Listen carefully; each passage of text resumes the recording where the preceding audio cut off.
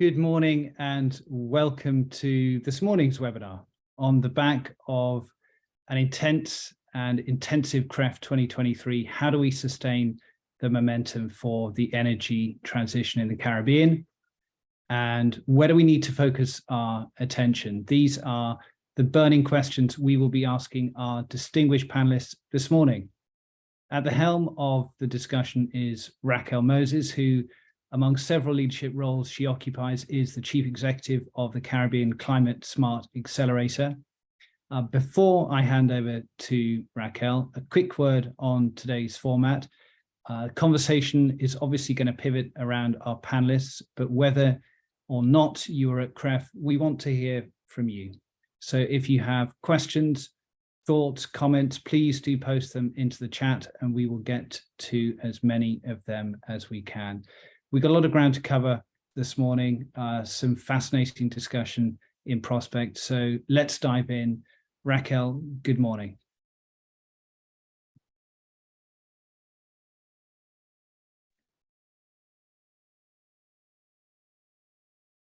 Morning, and thank you so much for joining us today for this conversation. I really wanted to start by grounding our objective, which is to understand what's happened in the last 15 years in renewable energy and how do we build from the strengths that we have developed to make sure that we are unlocking the potential of this market. There has been a lot of talk, announcements, and excitement, and we've made some actual progress in the last 15 years of having CREF. But there are so many more opportunities for us to really create energy independence in the Caribbean. And this morning I have with me an esteemed group of panelists. I have Bruce Levy from DMR, Chris Burgess from Rocky Mountain, Jillian Charles Gollop from CIBC, Daniel Best from Caribbean Development Bank. I was telling my team, this is, if you wanted to gather a CREF usual suspects, this would be it. And so with them, I plan to have the conversation about what their objectives were for CREF, whether or not they were met, and what are some of the things that we can do to ensure that we are helping this region to transition as quickly and as much as possible to benefit all of us. So with that, I asked Bruce, tell us about what were your objectives for this year's CREF? Well, you know, the whole world is still coming out of COVID and starting to get back and gain momentum on what's in Caribbean, a very important program. And the objective was to see how far that's come, and we're very pleased with the results. We've seen a lot more interest and active action being taken by the various islands to begin to move their renewable program forward again. A lot more deeper thought on how to integrate renewables with the existing grids, something that really didn't happen till in the past. So I think it's a very promising state of affairs there, and we got to keep the momentum going, which I know is always challenging. Jillian, what were your objectives? Thanks, and thank you. Good morning, everyone. For us at CIBC First Caribbean, we really were here to support and be an enabler in the renewable energy transition in the Caribbean. And we wanted to continue to build the awareness of our role as a leading regional commercial bank, investing in the renewable energy space. And we really want to be able to continue to drive that effort towards sustainability and resiliency in the region. We've been supporting CREF from almost its inception, and to be able to be there and see everyone come back out and really be collaborative and continue to drive this forward was really an objective that we wanted. And I think we were able to meet that as a premier sponsor and be able to deliver the type of atmosphere to be able to engage. Okay, Chris. Objectives? I think, you know, our objectives are really simple at CREF, and that's to promote the right voices, particularly you know, female voices in the region through our wire network, celebrate successes. There were a ton of successes this year, despite, you know, the lapse of on the ground work because of COVID. So really get on stage and help promote those entrepreneurs and those organizations doing great things in the region. And what I really loved about this CREF was we really got to dig deep into some roundtable discussions on the last day. I didn't know how well that'd be attended given its early start, but we were almost standing room only in the roundtable discussions through a lot of really good and deep discussions on energy transition. Fantastic. And Daniel. Yeah, thanks. Good morning, Raquel and team and CREFers. So CDB's objective, CREF objective, essentially aligns with our ASSERT framework, which is to support our board member countries in advancing their sustainable energy transition. And I could break that down really quickly in three objectives. The first is exercise thought leadership in critical areas related to the region's sustainable energy transition. Secondly, we want to highlight and build awareness of the work that the bank is doing and how we can support our countries to achieving their energy goals, their sustainable energy goals. And thirdly, as I think you said in the previous forum, Raquel, CREF is the one space that like everyone is there. Everyone within the energy, renewable, sustainable energy space is there. So we want to engage with our board member countries, our development partners, critical stakeholders, and hear from them, their perspectives during the conferences, whether it's in the sessions or hallway discussions or informal or formal sidebar meetings. That ultimately is why we continue to support CREF and Iraq year after year. Thank you. Wonderful, thanks.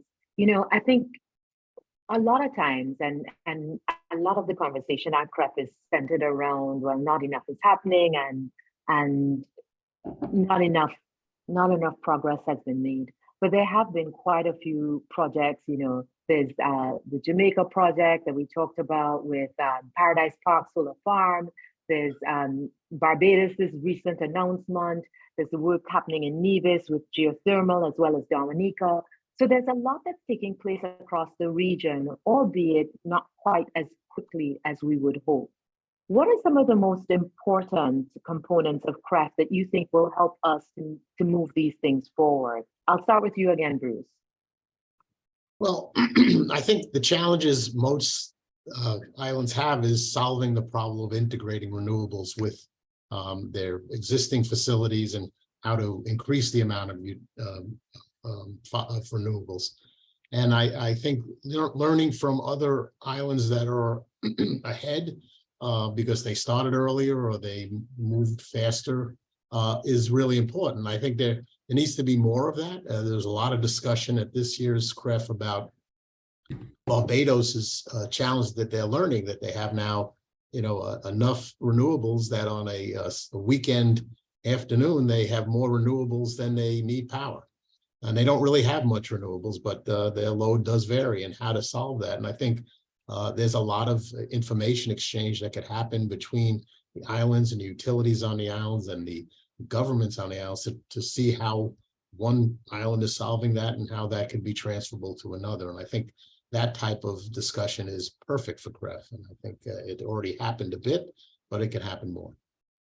Chris, how do you see that, you know, that's integrating renewables on the grid impacting the transition? Do you think that it's one of the main impediments? Do you think that there are other challenges? RMI does so much to support, especially smaller islands in this transition. Do you think that it is this integration and the unknown, or what do you think the challenges are with the energy transition? No, certainly. I mean, Bruce is spot on. The technical challenge of integrating renewables in a high penetration is there. What we like to do is really shine the light first and foremost on the economics, short term, medium term, and long term, which is so compelling now that there's almost no excuse not to transition. And each island is in a different phase of that. You know, some of them are still waiting for that large demonstration project. Some of them have several utility scale projects, and they're working in the distributed space now. So RMI is committed to helping all governments, all utilities navigate that energy transition where it fits them in their particular stage of the transition. Some are really caught with outdated regulations that go back to 1982 when the Arab oil embargo forced all the Caribbean utilities to do a fuel pass-through. Other ones, such as Barbados, are being very loud, very proud, very bold, and it's exciting, but they're running into technical challenges, as well as some regulatory and business model challenges. But I think you have to be bold in order to solve those problems. So I think this is the most exciting time for the Caribbean because there's just so much opportunity. And to Bruce's point, CREF is the ultimate convening. It's the ultimate location for networking and learning from other regulators, other utilities, other governments, other entrepreneurs, where they're at, and some of the solutions that they can borrow from and learn from.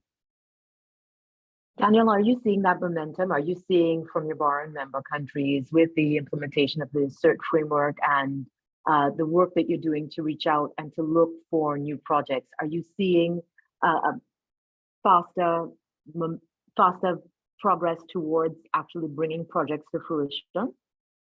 Yeah, you know, how I would respond to that, Raquel, and perhaps take it back into your previous question to Bruce and Chris.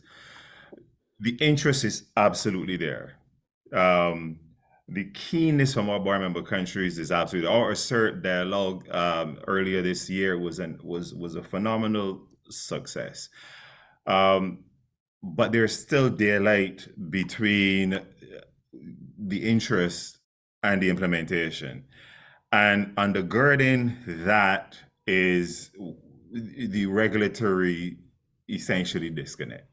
And so coming back to what you said, your question on the perhaps one of the more important components of CREF, I would look to the Iraq challenge and the successful team this year looking at regulatory function, the minimum regulatory function.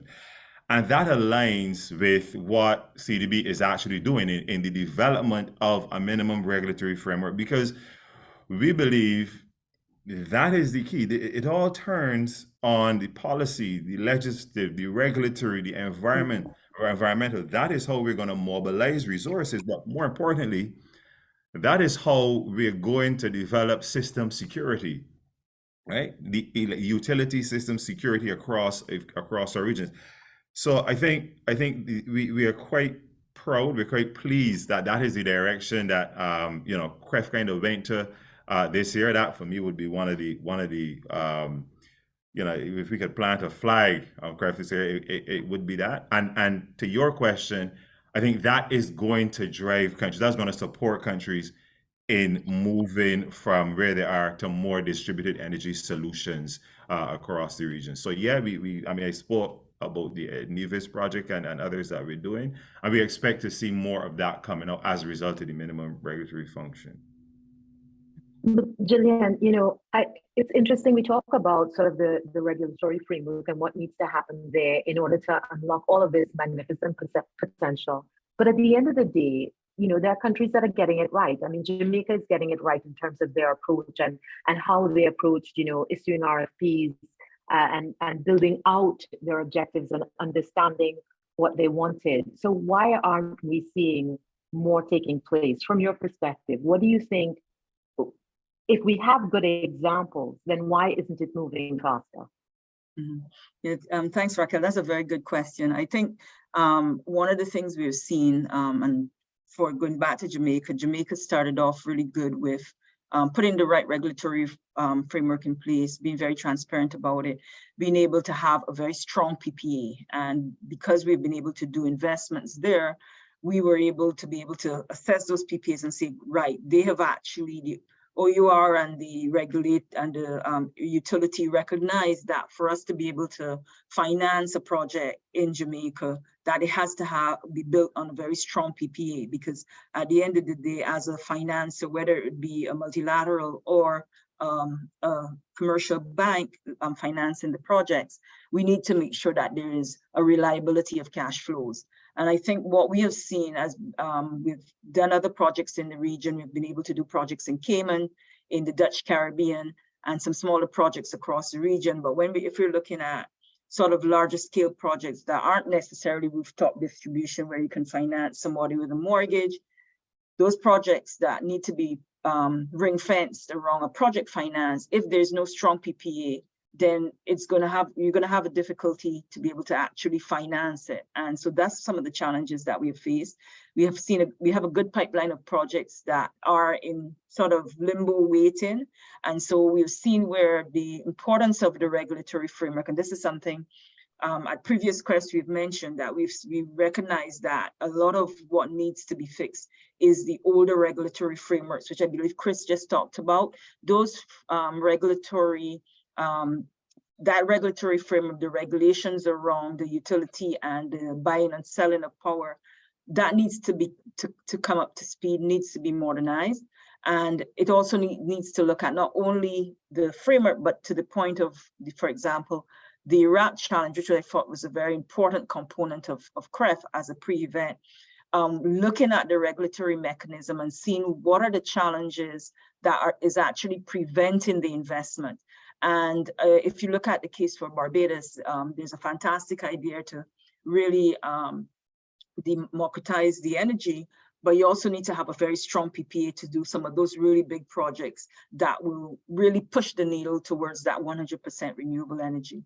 But if you don't have enough institutional resources in that process, from the concept of a project right through to being able to implement it and finance it, then it is going to be slowed, and that is what we're seeing. And so that challenge, that on that question that was raised by Iraq in terms of what is preventing the development of resilient energy systems, and the working group, and I think if you go back to the first questions in terms of what was important for us or what was important for me, I really enjoyed being part of that session. It was extremely focused and solution oriented, and being able to identify and say, yes, this is the issue. And if you look at the number of persons that were from different countries, different islands, different sectors, and whether it be a sponsor, investor, lender, or a regulator, because the regulator themselves were there to be able to say, well, we do have challenges, we do have institutional resource shortages, and we can't just do so much.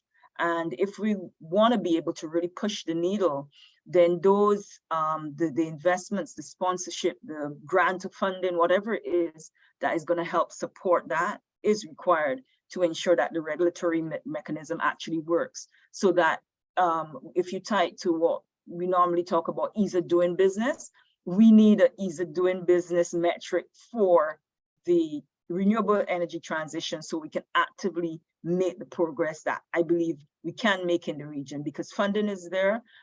We are all very, very much collaborative and wanting to see this move. And so I would say that is an area that I think we really need to focus on.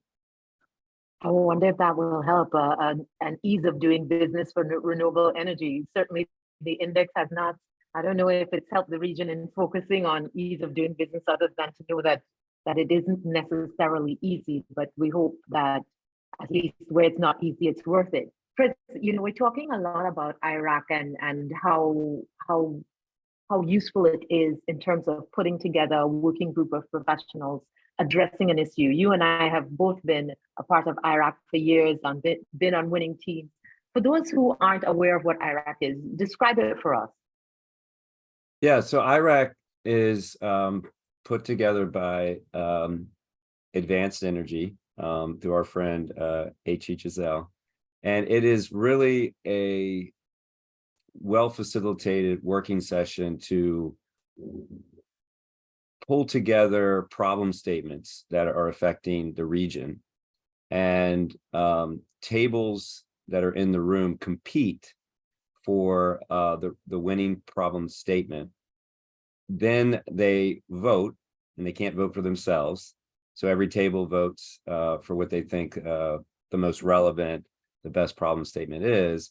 And then that winning table takes the problem statement and puts together a solution in 12 months. And so we've had some really, really diverse and integrated groups, and we've had some really cool solutions to problem statements over the years. Unfortunately, I was not at this year's due to some scheduling conflicts on my end. So I can't narrate what the problem statement is or the winning table. But no, it's been super effective and really collaborative, and a great way to meet not just people in your own industry, but, you know, meeting regulators if you're a utility, or, you know, meeting other utilities if you're a government. And it's been a really cool way to start CREF over the last couple of years, because it really knocks down a lot of the perceived barriers across these industries, just in time for cocktail hour of the opening session. So it's well done. I completely agree. We've been a part of 2 winning challenges, and I think it's one of the most effective mechanisms of getting a group of volunteers to work hard on a problem and work to resolve it. And it's been tremendous for us. Bruce, you know, Gillian talked a lot about PPAs and how important it is as a part of an, you know, a decision-making framework to invest in a project. From your perspective as a developer, does it live or die on the PPA? Are there other things that influence? Oh, well, you froze, Raquel, so I'll make up the rest of your question. PPAs are very important. It's the I guess the economic engine that helps me invest in a project and helps the banks lend me money for a project, and it helps the utility know what they're going to pay for energy. And I think it wasn't said enough at the CREF conference, but as anybody in the renewable energy business knows, we are the only people that did not raise our prices during the oil prices and the gas prices. Almost every other place we do business was struggling with higher electric prices, raising their rates to their utility customers, but none of it due to us raising our prices. And I think that is a benefit of renewable energy that is underappreciated. Renewable energy is lower cost, but the PPA is what makes that happen. The other thing it does is it gives the utility an opportunity to help us control our system in a way that suits their system. And you know, those of you who haven't seen a PPA, you know that the biggest section of the PPA is on the interconnection and the controls and the communication with the utility. And those are all just as important as the commercial terms. But the other part of it is how to then live within that PPA. And that's always a challenge we find, not a bad one. For example, many utilities have rights to have us operate our system in a way that might help them that they never use because they never had the ability to do that before. And I think it'd be better for everyone if utilities not only negotiated the PPAs and signed them and pay what's due under them, which is clearly very important, but also made sure that they got the most benefits out of the renewable energy plants, whether it's VAR control, frequency control. Most renewable energy plants can help with that. In many islands, they don't even do that on their own system. And now by adding these new plants, they could improve their quality of service and the quality of the electricity. And they often don't take advantage of that. But PPAs are clearly the roadmap of the relationship between the generator and the utility. Fantastic. But Bruce, you are primarily focused on solar. I know a lot of times they accuse RMI of being primarily focused on solar, although I know that you guys do a lot of other types of energy projects. But now we're seeing a huge push in the region towards hydrogen. Recently, last week, there was a release of a wind energy report in Trinidad and Tobago. In December, there was another one looking at wind energy. Dominica and Nevis are going really hard on geothermal in hopes of using that as a fuel for the generation of green hydrogen. How are you guys seeing the development of the hydrogen market? Are you viewing it with optimism, with hope, with excitement, with concern? What are your thoughts on the development towards hydrogen? And this year we had our first H2 Caribbean at CREF. So how much time do we have left? In a minute or less, tell me.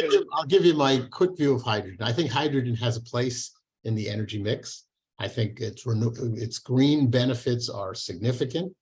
I think its commercialization process is a 10+ year time frame, because first we have to figure out how to make it most cost effectively. We then have to build all the renewable energy plants to provide the energy to provide for it, to make the hydrogen. And we have to then figure out how to distribute hydrogen. And the whole world is trying to do this at the same time. So whether the Caribbean will ultimately be competitive at it is uncertain. But of course, having more renewable energy can't hurt, even if it isn't. What worries me about hydrogen, it is a 10-year plus program. And what worries me is that people will get distracted and do nothing but hydrogen or planning for hydrogen in anticipation of that, and won't take any other steps. And that is the biggest risk to the Caribbean that I see of hydrogen. Not that it's not a potential source of renewable clean energy. I just don't think it's ready for application now anywhere. And so you have the equipment that will use the hydrogen to make energy is under development.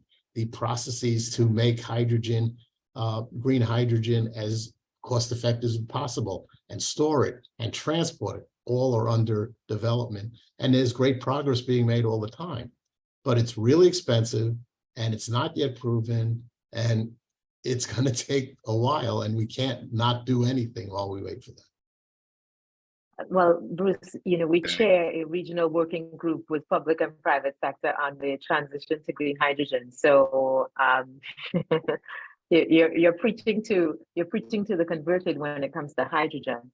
But I think that it's really interesting. Daniel, it sounded like you wanted to weigh in on your prospects for hydrogen. Yeah, thanks, Raquel. I mean, there's a reason CDB sponsored the first H2 Caribbean summit this year, and I hear and I agree with everything that Bruce would have just shared. But what concerns Bruce excites me. I see it from a slightly different perspective. In that, look, this in a nutshell, this is CDB's perspective on green hydrogen. Green hydrogen can remove the constraint of small local demand and allow for countries to maximize their RE potential. We can, with green hydrogen, potentially flip the script in terms of dependence on energy imports in the form of fossil fuel, and drastically increase. And we're not just talking energy or economic security. We're talking about energy sovereignty.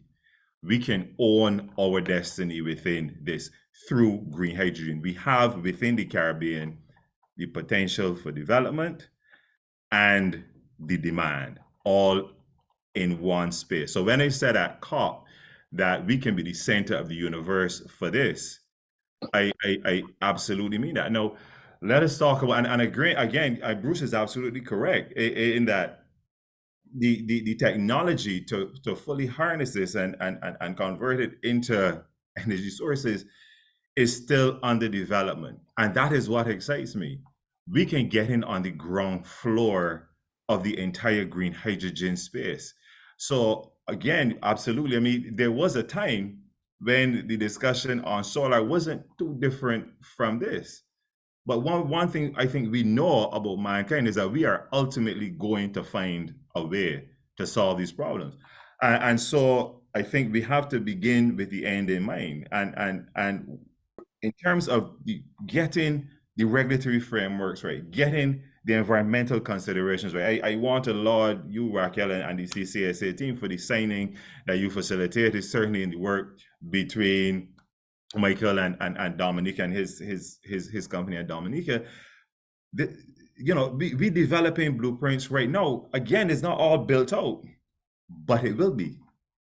And so getting the frameworks in place, getting the agreements in place, from now getting the environmental considerations in place, considering the social impact that this will have, considering the markets that this will have. I think it, sorry to be, too passionate about this, but it affords us the opportunity to own our energy sovereignty for generations to come. So yeah, absolutely, we keep doing the other things. I mean, CDB is supporting the solar thrust, supporting geothermal. You mentioned the wind resource, and I imagine we may speak about that. We are also seeking to support that. So we do all of those things. In the meantime, while we continue to work on all of the supporting on the necessary frameworks, the ecosystem to build green hydrogen within our region. So I think this is, listen, is an exciting time. It's an exciting time to be alive, right? And I don't want us to see the concerns as necessarily stumbling blocks, but Well, stepping stones. I could just add one thing, because I agree. I mean, you can't not do something because it's going to be hard, because everything new is hard. But the Caribbean islands that have gone out for procurements pick what they do by the cheapest price. We just had there was a session just the other day with the Jamaican GPE where they talked about their upcoming procurement, and they made it very clear that price is what they're going to use, whether it's firm or not firm. They want the lowest price. No one has yet shown anybody that hydrogen is the lowest price. It is the best way to get rid of fossil fuels, absolutely, but it's not necessarily going to be the lowest price. And is the Caribbean ready for that? Will they pay more to be independent? Will, you know, and that no one knows, and no one knows whether it's going to be cheaper, whether it's in Europe or in the States or anywhere else. It's got a lot of advantages, and we're not going to solve this on this call. I just think that is a question, because there's all kinds of technologies we can include in plants, whether it's a wind plant or a solar plant or something, to make them more reliable, firm them up, whatever the term you want to use, but it always costs more money. And when someone offers something at 7 cents a kilowatt versus 12, 7 sounds a lot better, even though it's not so firm. And that's the challenge that the Caribbean has to face. And I think how do we get around that? Yeah. I think that's an underlying issue. And yes, I'll come to you next, Jillian. But I think the fact that, you know, we tend to base the things on what's the lowest price versus what's the best value over the long term. And so maybe that is part of the challenge that we're facing, is that we're not necessarily looking at systems for the long term. But I did think, Bruce, that it was, for want of a better word, adorable that you thought that we could get so focused on hydrogen that we would be distracted by everything else. I don't think that that's been a challenge that we've had, and not being distracted by everything. But Jillian, go ahead. Yeah, I just wanted to say, I think that both arguments have its benefits, right? So I think one of the things that this reminds me of is we spent a lot of time in the previous years speaking about LNG and bringing LNG and moving towards LNG. And I think a lot of time was spent on that before we realized, look, renewable energy is really the way and the direction we should go for a lot of reasons, including climate, right? For me, from the perspective of the H2 Caribbean session, it really was very informative, because to Bruce's point, it is a new technology. We really don't have a lot of knowledge about it. So to bring the experts in, both regionally and internationally, it was positive, and we can see then how this could work. I think one of the things from the little that I learned is that the renewable energy is one thing, but hydrogen can also bring potential for storage, which is a different aspect of it that would support being able to go further into conversion to transition really from the traditional fuels. And that to me is a benefit that would be green. But I totally agree, it is a new technology.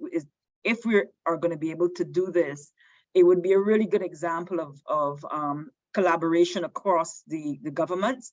The unfortunate thing is we've been here a lot of times, and so for it to happen and for this level of this new investment to really hit the ground running, as a financer, unless it is bankable, I'm not going to be able to finance it, right? So it would be people like Daniel, CDB, some of the multilaterals really coming together and investing sort of the funding, the venture funding or the grant funding that's needed to really build up that area, that new type of energy. And to Bruce's point, we will need to have a cost benefit analysis, because yes, the regulators will want to know, well, what does this really mean for us? Is it really going to reduce the cost of energy, or because everything is going to be passed on to the consumer? So that's a conversation that needs to happen in terms of the cost benefit. And even as a lender, when we look at a project, we look at that too. Is this project that we're looking to finance, what is the benefit to it? And I remember we used to have to look at that when it came to waste to energy plants. Huge cost on the energy side, but it actually was delivering two solutions. And we really have not developed it as much as we should. And I think that's still a conversation we need to have, because as an example, our islands still have constraints as it as it relates to waste, and we still have not solved that. And so I think that's another area that we should continue to explore, but it is costly, just like hydrogen. I think the last thing I would mention on that, again, regulatory mechanisms would not need to be put in place. And it was good to hear from the Minister of Energy in Barbados say they're actually changing the legislation to incorporate it, because that also has to be a factor to ensure that if we're going to implement hydrogen, that it is properly done and there's a regulatory mechanism that actually supports it. Chris, your perspective. On green hydrogen? Yeah. Yeah, I mean, I think green hydrogen is a global scale play that will be dominated by major markets, because you need the cheapest form of renewable energy possible to make the green hydrogen, along with infrastructure and subsidies and regulations. So it looks like, you know, Chile in the Western Hemisphere by a margin, United States, European Union, India, and China looks like they're gonna lead the front.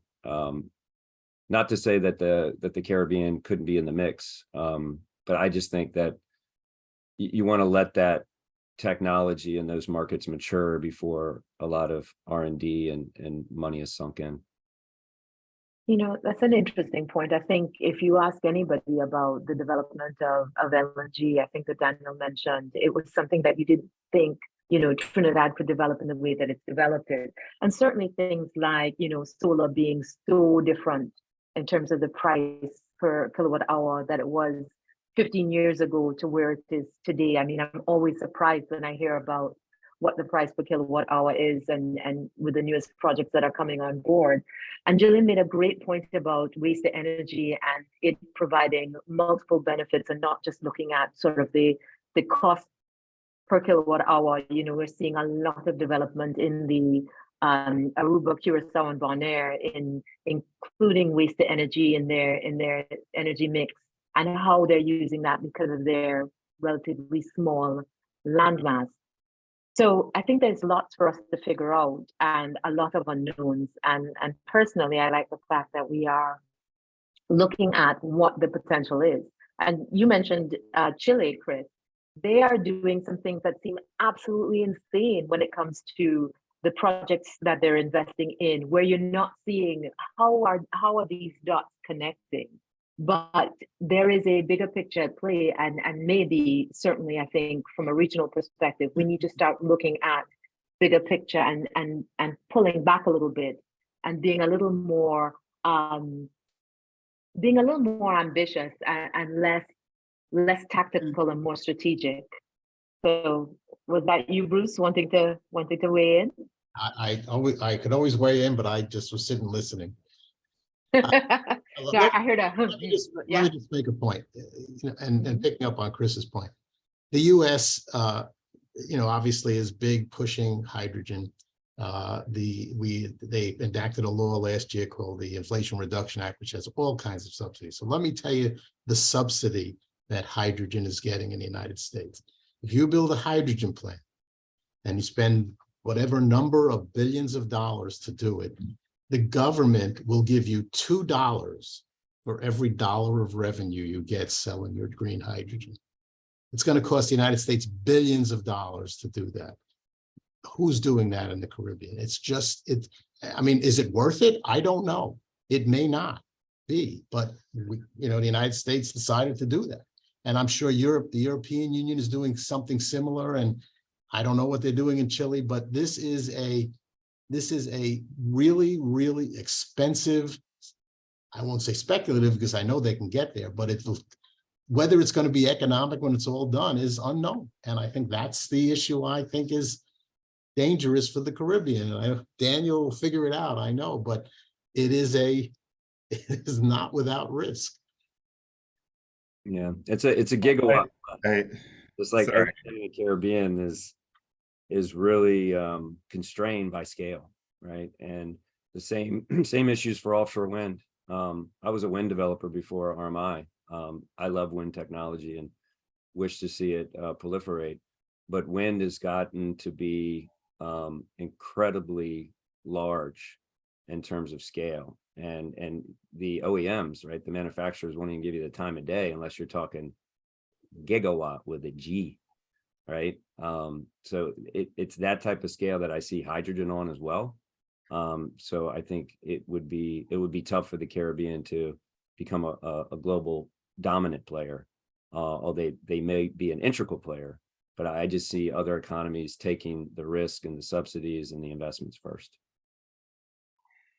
And because we're talking about the Caribbean Renewable Energy Forum, I want the final word to be a Caribbean voice. So Daniel, you're going to have to save us from the concern of everyone else. Come on, take it home.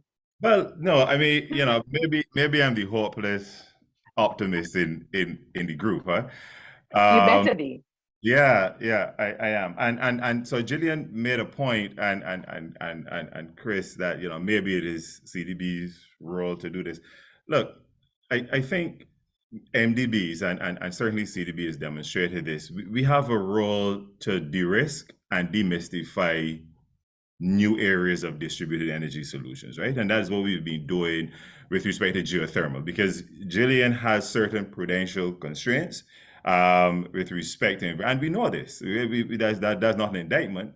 That's a fact. That this is a commercial entity. We have a different mandate, and so placing concessional resources, putting them forward to support countries in developing distributed energy sources is to unlock the commercial investment is where we come in, and it is a role that we certainly not reserve. We reserve from. Look, the Trinidad and Tobago, I think, as you mentioned, there's a potential perhaps 57 gigawatts of energy sources from wind, and Chris was just mentioning the scale that is needed.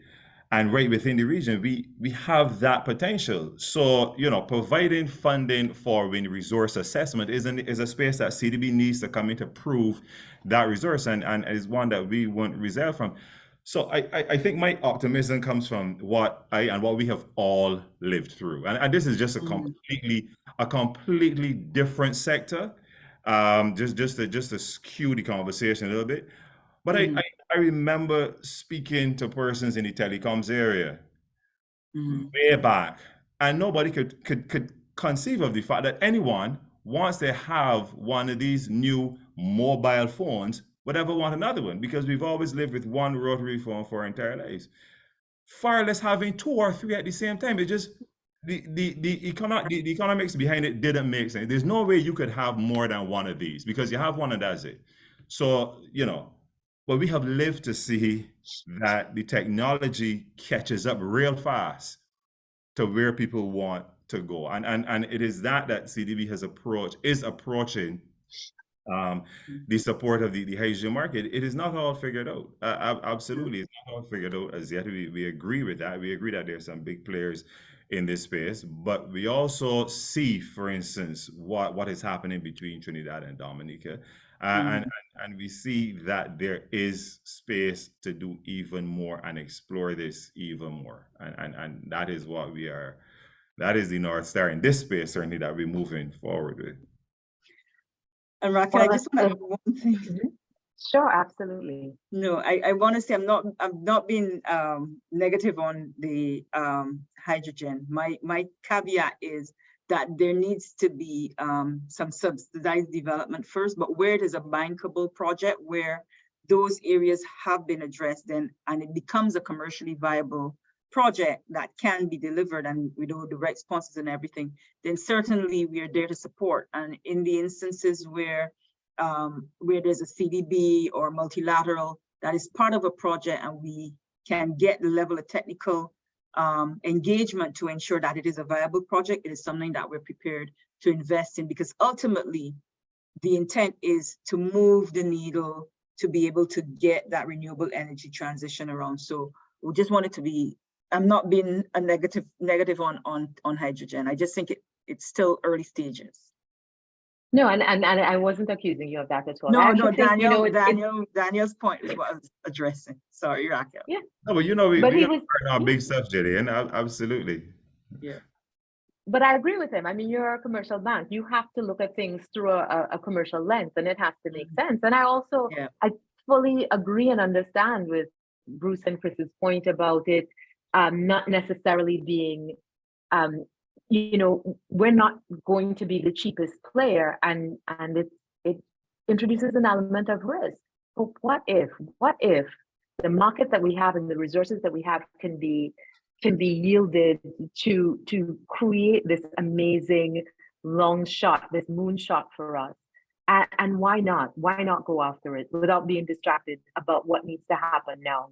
So my new goal is to prove both Chris and Bruce wrong, plus increase the implementation of renewables every year.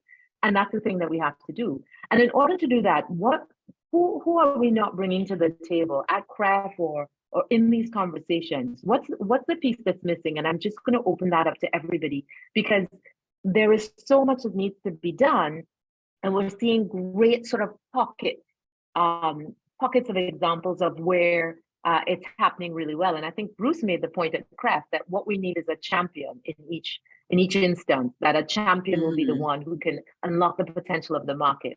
Is it that we don't have enough of these champions? Are we not bringing these champions to CREF? What's happening? Opening it up. I'll go. This is all very hard. You know, converting from oil-based operations to renewable-based operations requires lots of different things, different use of land, different transmission, and the wires are in the wrong place and there's not enough of them. Money has to be spent on that. Regulatory rules have to be changed. And what you find is it's just sometimes too hard. No one could, you know, when you have one person has a great idea and another minister says, well, that's great for you, but it's bad for our tax collection. If we stop using oil, where are we going to get the tax money we got from taxing oil? And those things are sometimes intractable. And so it slows down decision-making. It doesn't stop it, but it does take a decision that sounds really straightforward and easy to me and make it a little harder to get done because there's other considerations. When you get into technologies, it's even worse. You know, there's been a couple of questions in the Q&A about why isn't people focusing on energy efficiency? You know, that's a good question. We've been asking it for years in the Caribbean. It just doesn't seem to interest people. So there's a lot of things to solve the problem that I don't know how to get done. Everybody's tried, nobody cares. And I think, you know, the Caribbean just isn't into forcing their people. I live in New York, my office building, every time I sit still in my chair too long, the lights go out, because that's required by code, is to have lights go off when rooms aren't being used. You don't see that anywhere in the Caribbean, where electric costs a lot more than it does here. And I think, you know, you can't solve every problem. So sometimes the simplest one is to say, hey, let's just replace the oil with renewables. And it's not the solution. It's just a step that's definable, easy, or let's say less difficult.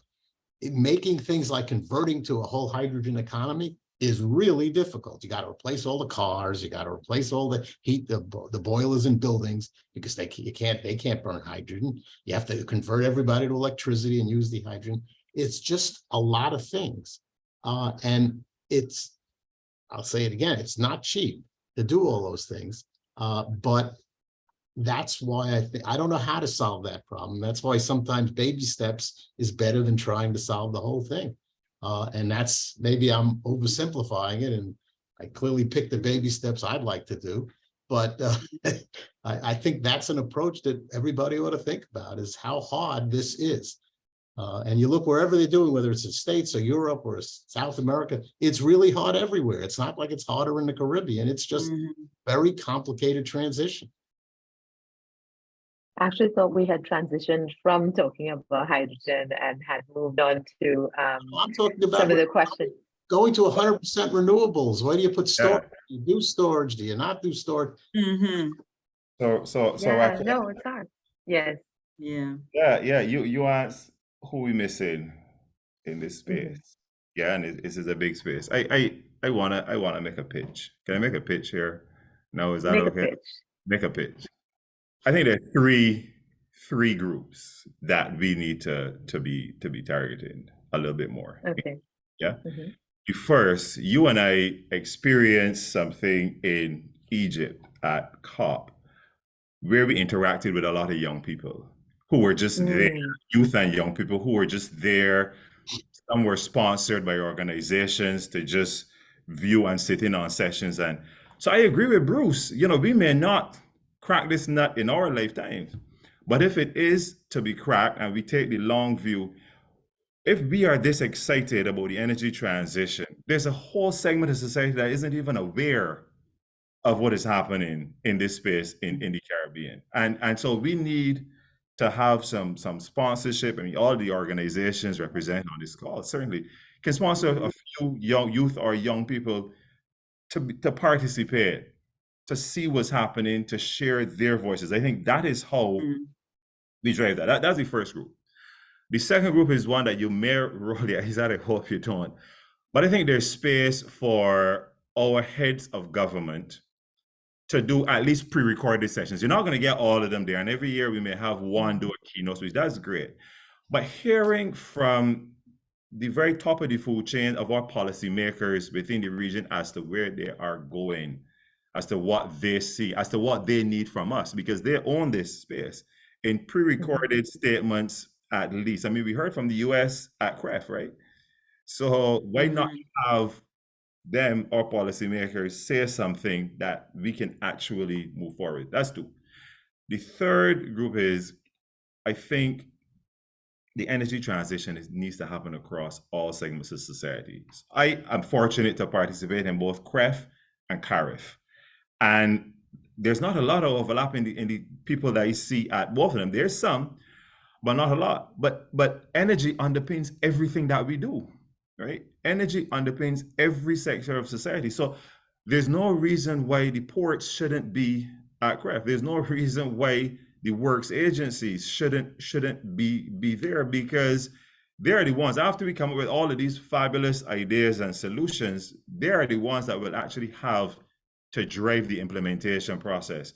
So I'm suggesting that we also have the infrastructure part of our region present in this forum. I think Raquel heard enough of what I had to say. She just did say it. She say that's it. Come on. That's okay. We can continue the conversation. Yeah, certainly. Jalen, did you want to talk about who may be missing in the conversations?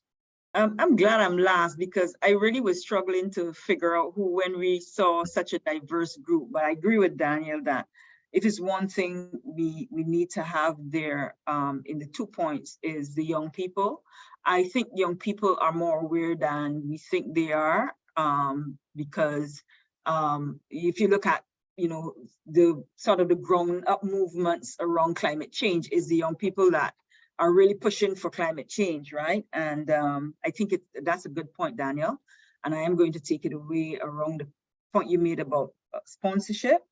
The second part I agree on is totally heads of government. I think we do need to have heads of government there, because at the end of the day, it is the policies or the lack of them that is preventing the movement, right? And I know CARICOM has a policy segment that really is really led by the heads of government, and maybe it should be, it should also include, I know the CREF is there, but maybe policy level CARICOM should also be there to really bring that in. Because I remember years ago when Joseph Williams was at CARICOM, who's now in CDB, he was working on the energy policies as well as templates for PPAs, and I haven't seen CARICOM roll it out to the regional governments at all. So yes, government heads, they should definitely be there. To Bruce's point about the targets, so I agree with you on the targets. Targets is one thing to say, we're going to go 100% renewable energy by 2030. But the question is, what are the benchmarks we are measuring ourselves by? And maybe it'd be better for us to do them as step targets. So we know year over year, this is what we want. And he mentioned a good point. The governments do get a lot of revenue from imported oil, right? Every single dollar we spend in oil is taxed. That's why we need the governments at the table, because if there is another challenge that is that is kind of impacting the move to renewable energy, the question then is, can we put step targets so that you gradually wean yourself off of oil? And you say this year we're going to reduce oil imports by X, and we're going to increase our renewable energy or our EV fleet by X, so that year over year, you actually are trying to achieve these step targets, and you're saying to persons, in the next 5 years, this is what that step down will look like. We need to have something like that rather than just saying, go in there, but we don't actually know exactly how and if we're getting there. And you can actually then measure your success by those steps targets, rather than having to then come to that and realize, well, it really wasn't practical in the first place. So that would be what I would ask that we think about next year for CREF. Let's look at what are the step targets by country that needs to be put in place for us to start weaning off of oil. Because as a matter of fact, 10 years ago, when we were at CREF, we were talking about the high cost of oil. We back here again, and we still have a significant amount of renewable energy investment that still has not yet been put into the ground. That's a really great point, Gillian, because we're seeing a lot of the countries with the 100% targets not making a lot of progress, but the countries with smaller targets achieving those targets and then going on to increase those ambitions. And I think that's a huge part of it. And Daniel, just to come back in, I love the point of bringing the young people in. I think that's so important to get people whose lives will depend on this transition weighing in on how it's going from their perspective, and certainly bringing in the more voices of the leaders. So I'm going to ask all of you for 30 seconds or less for your final words, starting with you, Bruce, then going to Chris, then Gillian, then Daniel. Just final words on what do we do next to prepare for the next CREF and to help this transition? Well, I think we identified a lot of challenges, and we ought to make sure we address them at CREF. I think we have the right attendees and speakers. The governments are all there, and maybe get them to. I mean, unfortunately, government panels tend to be much more pontificating than problem solving when you have them at these conferences. Maybe we need to have more of that. But I think this is a great market. It's got a very solvable problem. It's just a matter of getting all the people in the same room to help solve it. And I think that's every island and country has to do that. And CREF, I think, could be a good vehicle for that to happen. Yeah, Chris? Yeah, I think the one thing that has not been mentioned explicitly is technology. We talked a lot about the young people getting involved, entrepreneurs getting involved, but the technology that is bringing us to the viewers out there today has come a long way. Internet technology, circuit boards, mobile technology, the price curves that battery and solar and some components of smart grids and wind and all generation sources are on this technology curve, and it's really, really exciting. I'll read you just a couple snippets of Jamaica Public Services 100% renewable energy vision. This was put up on LinkedIn by my friend Rick Case, who hopefully is out there today. But this is JPS, people. This is their vision for 100%. Increased distributed energy resources, no natural monopoly. Utility simply provides T&D for transport and transactions and entices DERs to help keep costs at sustainable levels. Lower costs from DERs than from the utility. The Internet of Energy, enhanced smart grid, smart apps, smart users, lower price of energy as you bundle car deals, home, neighborhood, and aggregated virtual power plants. This is from JPS. And raise your hand if you knew there's more than one power system in the Caribbean that's over 90% renewable energy that the operators can run from their phones. Raise your hands. Wow. You knew that. Okay.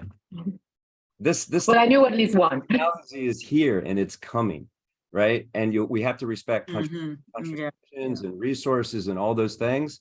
But I'm not sure when the mobile phone revolution came that individual countries said, no, we don't want that for our people, right? It just came eventually, different ways, different forms, but eventually we all got there. We're all on this webinar. We're all on WhatsApp. We found a way. So I would not underestimate the role of technology in this transition.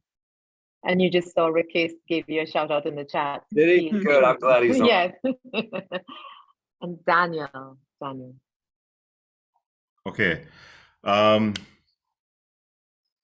CREF gave us the Caribbean blended financing, resourcing for financing for renewables, for resilience. That was one of your teams, right? That won that. Yes. Caribbean blended finance for resilience. Yes.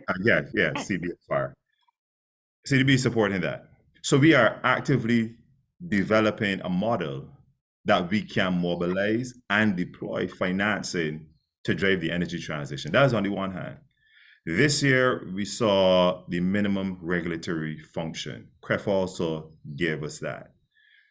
CREF is, more than anything else, solution-oriented. If I had a magic wand, and you're asking about what happens next, and being the eternal optimist that I am, implementation. I like us to quadruple implementation capacity of sustainable energy solutions within the region. We're going to get the financing. It is there. We will solve the regulatory function such that financiers can move money into the region for whatever distributed energy solutions. We are missing in many spaces the warm bodies, the procurement capacity, the little things that drive implementation. And so I think the next phase is how do we drive implementation capacity for sustainable energy solutions. I think that is where I'd like to see CREF go. I think absolutely kudos to New Energy and the entire team there. And of course, to Raquel for the phenomenal job this morning. But I think I'm excited because I know CREF is a solution-oriented space, and we will continue to solve the thorny issues that plague the energy space within our beautiful region. Thank you. Thank you so much, Daniel, and thank you for providing my close. Next time I'll tell them they should choose you as moderator. I also want to shout out to Bruce, who was part of the original winning team for the Caribbean Blended Finance for Resilience and stuck with it all these years, that now that it's moving towards implementation. So thank you so much, Bruce, for that. But thank you also, Jillian and Chris, not just for this morning, but for the tireless work that you do every day on helping to advance this industry. I mean, I know that to a layman, what's happening in renewable energy does not seem like it's moving fast enough. But there is so much that's taking place. And I think some healthy competition and some greater collaboration can really help us to learn from each other and to completely unlock the potential of this market. Everyone wants better economic security. Everyone wants greater energy security. And so given that we all have the same goals, then unlocking the potential of working together should be the easy part. As Bruce pointed out, none of what we're trying to do is easy, but isn't that the way it is? The stuff that's worth doing is never easy. It's always the challenge. That's what makes us who we are, and that's what makes us great. That's what makes CREF great, challenging, these the hard to solve problems and putting these great minds together. So thank you, all of you. Thank you to those of you for questions in the comments. And we look forward to seeing you, incredible young people, at the next CREF in 2024. Thank you. Thank you. Thank you. Take care. Thank you.